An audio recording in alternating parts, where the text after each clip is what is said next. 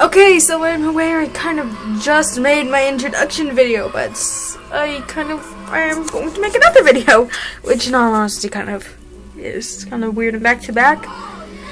I guess this is going to be like a vlog type thing. I don't know what this is. It could be a rant. It could turn into actually anything, kind of playing my shit. I was thinking of like talking about my glasses, but I don't want to. That'd be boring. Exceedingly boring. Oh, speaking of boring, have you ever like watched those documentary type things? Like I pass out in them a lot. So like I'm just sitting there in class, right, and I'm just doing nothing, throwing balls at my friends, white balls at the friends. That sounds gross, actually.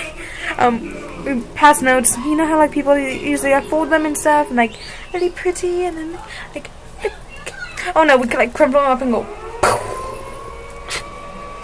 Prepare for impact. Actually, my hair doesn't look that orange right now, but that could be because of how my video's lighting is. My eyes might be going weird. And you notice nothing. Okay, so I was talking about that self-harm stuff. Yeah, I've self-harmed a lot in the past. I also still self-harm. I tried the butterfly project for a bit, but I kind of failed after a couple days because it does help, but just for the fact that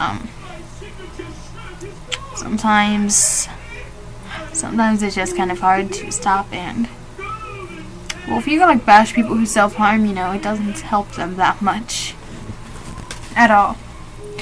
So a lot of times it can like make them worse. It can make them want to hurt themselves even more. Like I started dressing like this right when I moved, mainly for the fact that because if I started dressing different, everybody would be like, you changed.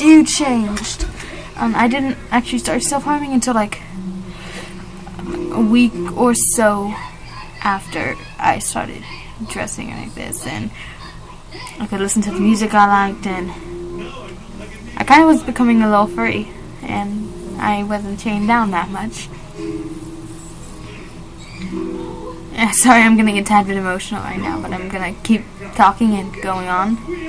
Maybe because, you know, I don't know, maybe just if you need help with self-harm, if you want to know that you aren't completely alone, even if you see and talk to people like it all the time. When I first self-harmed, it was kind of like I was making myself do it. It wasn't just something I wanted to do. I wanted to try it out. Because I knew many people dressed like me and had problems too. They didn't, and it helped them, and well, I wanted to see if it would work for me. And so, like, I remember the most reoccurring thought in my head, I believe, was, your father's a whore and you are no different. And my sister had passed by me, and I have scars where I used to do it a lot, and now I still kind of do it there, but not really as much. I would show you, but I kind of have to hold this up. So, I may show you one day of them. But I was ripping through the flesh with a knife on the top of my wrist. It was bleeding.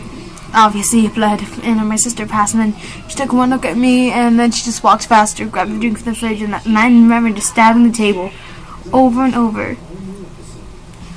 And I remember how much it hurt, but I didn't hate it. I remember that clearly. I didn't hate it at all, but I didn't necessarily love it. Now I kind of do.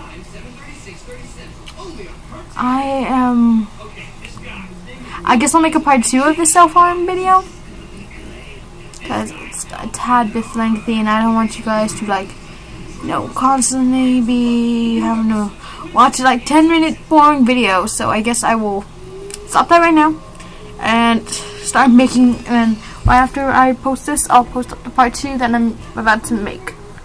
So, part 2.